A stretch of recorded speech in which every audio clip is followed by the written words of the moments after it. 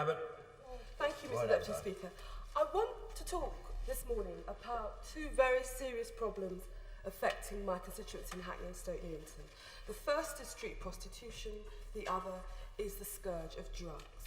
On the question of street prostitution, I think it's impossible for the majority of members who may not have this problem in their constituency to appreciate the concern and the difficulties and the outrage felt by people in residential areas who have this problem on their streets.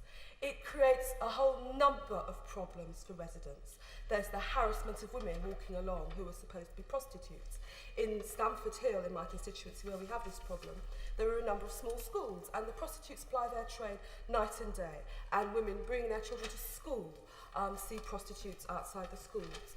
At night, there is the noise nuisance caused by the prostitutes. Sometimes you have as many as half a dozen prostitutes on a street corner squabbling and so on. And in the area of Stamford Hill where we have this problem, there are a number of blocks of flats, some of them sheltered accommodation for the elderly, and sometimes these elderly people wake up in the morning, go out into their doorways and their corridors and find the corridors littered with used condoms and broken syringes as a result of the activities of prostitutes.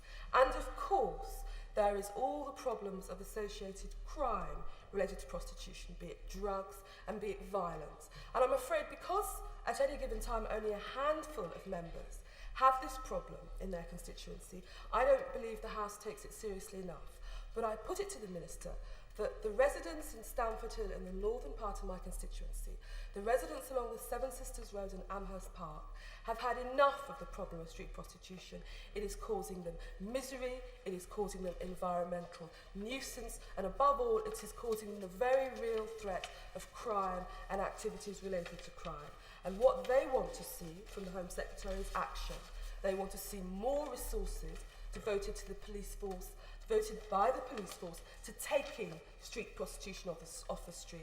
And they want a very serious look at the law, because I increasingly believe that more could be done to toughen the law, not particularly in relation to prostitution, but in relation to curb crawling, because it takes two to have a prostitution nuisance.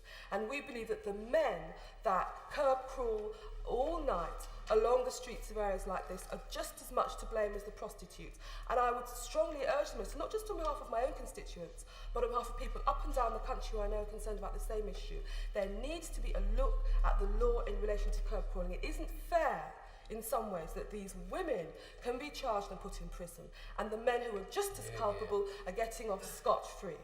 It's a serious issue. I think you'll find that members on both sides of the House take it very seriously. The second issue I want to raise is the issue of drugs. Now, surprise has been expressed at the level of the drugs problem in Inner London. But those of us born and brought up in Inner London have seen the transformation and the introduction of very serious, hard drugs onto the streets in the inner city, in particular crack cocaine. And again, I want to start by laying out the multiplicity of problems caused by drug abuse. It's an illegal activity, of course. But the other issue is the violence involved in the industry. Very many of the killings and the shootings you hear about in London nowadays are directly or indirectly connected with the drugs trade. Then there is the crime committed by addicts trying to make the money to afford their daily fix. Very many of the crimes and mindless, vicious assaults that we read about in our papers in London are caused by addicts trying to get money for their habit. And of course, drug abuse is not a crime committed behind closed doors. Estates are ruined when flats are taken over as retail outlets for drugs. And I mean, even in my own park, Clissold Park, where I walk my baby most days when I'm not in the chamber, our sand pits have to be disused because it's full of crushed syringes. The drug menace is, I believe, a sword at the heart of the inner city. And many of us who are familiar with the problem and have seen the changing nature of the problem with the introduction of crack onto our streets are very concerned that the Metropolitan Police should have a serious strategy against drugs, because the fear is that in some parts of London, the Metropolitan Police strategy in relation to drugs is a containment strategy. And I have to tell you, on behalf of the citizens of Hackney, that containment is not enough. We want the drug menace taken off our streets. But the particular issue in relation to drugs in Stoke Newington that I wish to raise this morning has to do with the very serious allegations currently being made against police at Stoke Newington Police Station. Now, unfortunately, Stoke Newington Police Station has had an unfortunate reputation down the years. Earlier this year, Stoke Newington had to pay thousands of pounds out to people that it had been falsely arrested and had been harassed and been the subject of violence. But the particular allegations, which are subject to an internal inquiry by the Met, is that over the years, a group of policemen at Stoke Newington have netted thousands, tens of thousands of pounds by running their own drug dealers, planted drugs on people who are not drug dealers, solicited bribes, offered drugs to people to testify, and assaulted and racially abused suspects, almost all of whom are black. Now, members opposite, and even some of my own colleagues would say, well, of course, people would say that, wouldn't they? But let me tell you, the thing that triggered off the very major investigation now going on into corruption in Stoke Newington wasn't the fantasies of drug dealers or even complaints from local people. What happened was this, that time after time, the Customs and Excise would prepare for raids in Stoke Newington, hoping to find people who were behind with their VAT. And time after time, the Customs and Excise discovered that every time they planned a raid jointly with Stoke Newington Police, when they actually turned up at their destination, the people had gone. And the Customs and Excise began to believe that Stoke Newington Police were on the tape. And they found, when they planned these raids and didn't involve the police, that their suspects were there when they arrived. They, in fact, hit the jackpot. And it was because of the Customs and Excise notion that so long as they didn't involve the police, they would actually hit the jackpot, that this investigation into corruption in Stoke Newington is called Operation Jackpot. So, as I say, these sound like the kinds of allegations that suspected drug dealers would make, but the investigation arose not by complaints from my constituents, but by the Customs and Excise saying that in their belief, Hackney Police must be on the tape. And let's look at what's actually happened in relation to corruption in Stoke Newington. In April of 1991, the Russell inquiry of the Operation Jackpot began. But since then, PC Roy Lewandowski, a policeman at Stoke Newington, has been arrested and charged with theft and VAT fraud. Another Stoke Newington policeman, PC Palumbo, was heavily censured by Judge Pittman in the case of Crown versus Noel. 8 police officers have been transferred from Stoke Newington Police Station. Another Stoke Newington policeman, Sergeant Gary Carroll, shot himself in a cell at Barkingside Police Station. PC Palumbo and Galbraith have been suspended for operational duties. In a case involving Stoke Newington Police, the case of Dennis Bramble, the prosecution offered no evidence because, and I quote, of the unreliability of police evidence. And in July of this year, one Pearl Cameron, a Hackney resident, was sentenced to 5 years imprisonment in relation to drug dealing, but the judge commented, I sentence you on the basis that your dealings stemmed from the advances of a corrupt police officer. And the police officer involved was at Stoke Newington Police Station. And finally, since the inquiry has commenced, 27 officers at Stoke Newington Police Station have been served with Regulation 7 notices in respect of allegations that they have been involved in drug trafficking. This is not just an inquiry based on rumour. This is not just an inquiry based on allegation by suspects, sources. This is one of the most serious allegations into corruption that we have seen in the Metropolitan Police in many years. And senior officers within the Metropolitan Police have said that the level of corruption indicated by this inquiry rivals that which was discovered in the West Midlands Police Force.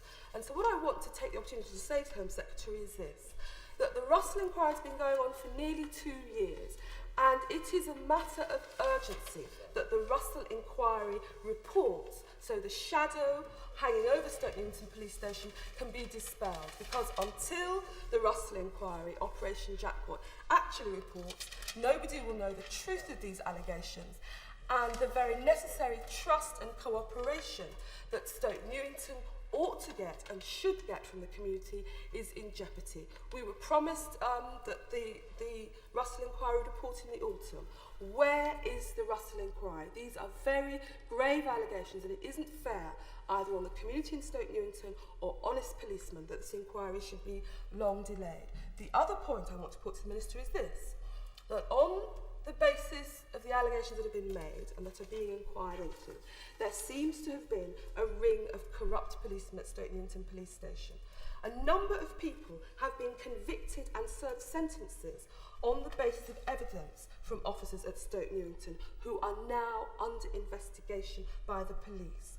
What steps are being taken to see how many cases might be involved? What steps are being taken to inform the solicitors of these people? A number of cases are currently going through the courts on the basis of evidence from Stoke Newington officers currently under investigation. What steps are being taken to ascertain how many of these cases there are? These are very grave allegations, and I do not repeat them in this House lightly, but I put it to the Minister that if we are going to succeed in a crusade against drugs on the streets of London, the police will only do so with the cooperation of the community. And these sorts of allegations, constantly repeated, cannot help that cooperation. The report of the Russell Inquiry is long overdue, and we in Stoke Newington and anybody interested in the Metropolitan Police would urge the Minister to encourage the Metropolitan Police to speedily produce that report. And so finally, can I say to the Minister this? Over the years, it has been a common ploy of Conservative politicians to accuse Labour MPs and Labour councillors of being soft on crime. It's a very easy charge to make, and it's often made.